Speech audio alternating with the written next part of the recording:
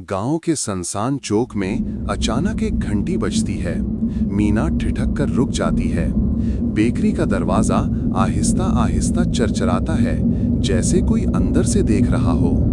ये घंटी किसने बजाई? बेकरी की खिड़की पर तारिक का साया नमूदार होता है। वो मुंह हिलाकर सिर्फ इतना कहता है, महफूज नहीं। लेकिन आवाज नहीं निकलती। वो बोल क्यों नहीं पा रहा? अचानक मीना के इर्द गिर्द हवा में एक सरगोशी गूंजती है। मीना।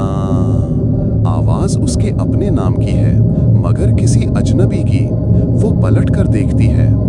ये आवाज कहां से आई? तारिक बाहर इशारा करता है।